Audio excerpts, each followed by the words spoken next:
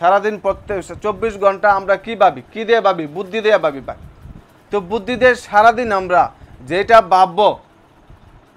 ভাববো রাত্রে ঘুমানো সম্ভব কিছু না কিছু স্বপ্নতে ভাই এসে যায়। তো অনেকে বলে থাকে আমি তো আজকে সারাদিন এক বিন্দু মাত্র সেই বুদ্ধি দিয়ে ভাবিনি, কিন্তু রাত্রে কেন স্বপ্নতে এসেছে ভাই? কেন এসেছে? মনে রাখবেন, আমাদের সে বুদ্ধির মধ্যে দুইটা দরজা আছে। সে দুইটা দরজা একটা হয়েছে সে বড় দরজা, আর একটা হয়েছে সে জানলার মতন ছোট দরজা। সেই ঘরটার মধ্যে কি হয়েছে? মেনেছি বুদ্ধির মধ্যে দুইটা দরজা আছে। একটা হচ্ছে ছোট জানালার মতন দরজা, আর একটা হচ্ছে সে বড় দরজা, আমরা যে দরজা প্রবেশ করি এত বড় দরজা। তো দিনের বেলা সেই বড় দরজাটা খোলা থাকে, এবং সঙ্গে সেই ছোট জানালাটাও কিন্তু খোলা থাকে। সেই বড় দরজার আলোটার লাগিয়া সেই ছোট জানালার যে আলোটা, যে আমাদের মনের সঙ্গে যে কথা বলছে, ওই বড় দরজাটার জন্য আমরা ছোট জানালাটার কথা আমরা স্মরণ থাকে না এবং মনে থাকে না। সূক্ষ্মতা একদম ছিদ্র হয়ে সূক্ষ্মতা সেই জানলা দিয়ে সে আমার সেই বুদ্ধির মধ্যে প্রবেশ করে যাচ্ছে ভাই, আমরা বলতে পারি না। কিন্তু সেই সূক্ষ্মতা যে আমার সেই কথাটা মনে পড়ছে, সেই সূক্ষ্ম কথাটা যখন আমরা রাত্রে ঘুমিয়ে যাই, তখন সেই আমাদের সেই বড় যে দরজাটা সেটা আমাদের ঘুমিয়ে যায়। বুদ্ধি দিয়ে সেই দরজাটা তখন ঘুমিয়ে যায়, তখন আমাদের সেই বুদ্ধি সেই দরজাটা কোনো কাম করে না। তখন সে আমাদের কাজ করে, তখন কোন দরজাটা? সেই ছোট্ট যে দরজাটা বুদ্ধির মধ্যে রয়েছে, তখন সেই ছোট্ট দরজাটা তখন কাম করে।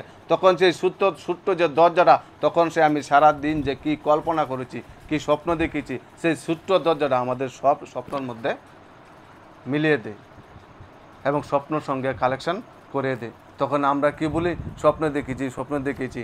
স্বপ্ন দেখার কারণই ভাই আমি নিজেই, কেউ আমাকে স্বপ্ন দেখে না। আমার বুদ্ধিটা যা ভাবনা আমি ভাবি সূক্ষ্মতে, আমরাও বলতে পারি না।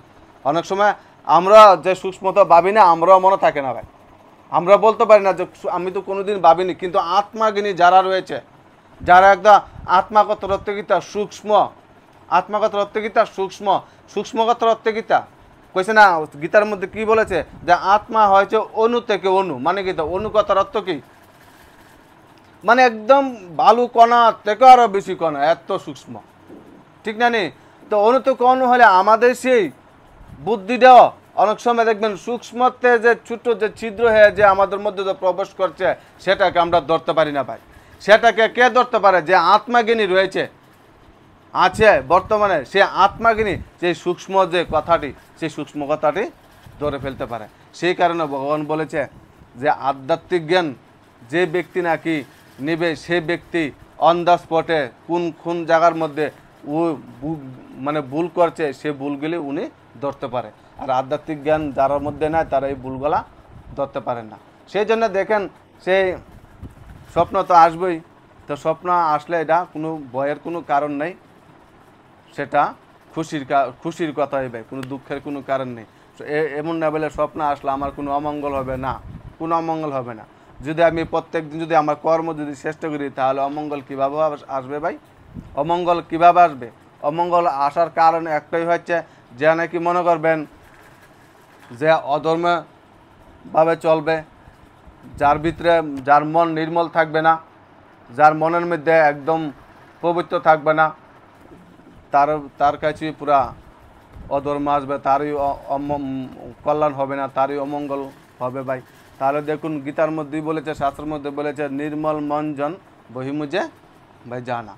তো দেখুন, যার মন নির্মল থাকবে সেই আত্মাকে জানতে পারবে, আর সে যে নাকি আত্মাকে জানতে পারবে, সে পরমাত্মাকেও জানতে পারবে।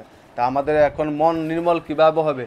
যত আমরা জ্ঞান শুনব, যত আমাদের বুদ্ধির মধ্যে জ্ঞান থাকবে, সেই জ্ঞানের মাধ্যমে আমাদের মন নির্মল হবে। মন দিয়ে আমাদের মন কোনোদিন নির্মল হবে না। মন কীভাবে নির্মল হবে? সে জ্ঞান দিয়ে। আমাদের সংসারের মধ্যে, সমাজের মধ্যে যত বড় বড় দেখবেন ঝগড়া হচ্ছে, যত বড় বড় অশান্তি হচ্ছে, এর কারণ কি? অজ্ঞানতার কারণে আমাদের সেই সংসারের মধ্যে অশান্তি বা আমাদের সেই মনের মধ্যে অশান্তি আছে। তাই সেই আমাদের এই অজ্ঞানতা, আমাদের অশান্তি এবং ঝগড়া আমরা কিভাবে শেষ করতে পারবো? একমাত্র জ্ঞানের কারণে। আর জ্ঞান আমাদের মধ্যে, যত আমরা জ্ঞান শুনবো, তত আমাদের মধ্যে ভাই শান্তি আসবে। তাই দেখুন, বেশি আর কিছু আলোচনা করব না, আজ এতটুকুই করলাম। আর ছোট্ট একটা কাহিনী বলছি যে দেখুন আমাদের জীবনে যত অশান্তি, যত কষ্ট, যত ঝগড়া আসার কারণ একমাত্র কি? সে পাপ কর্ম।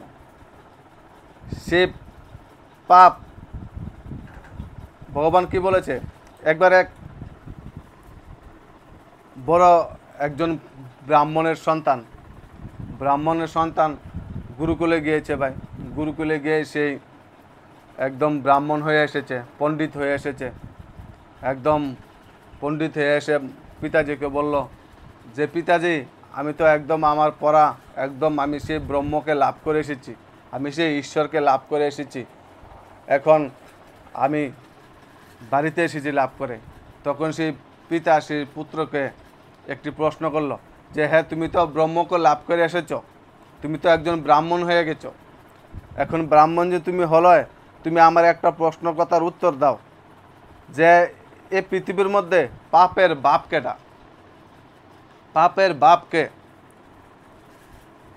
তখন সেই যে ব্রহ্মকে লাভ করে এসেছে যে ব্রাহ্মণ, সে প্রশ্ন উত্তর আর দিতে পারল না। তখন সে ব্রাহ্মণের পিতা বলল, আমি তোমাকে তখনই ব্রাহ্মণ মানব যখন তুমি বলতে পারবে যে পাপের বাপ।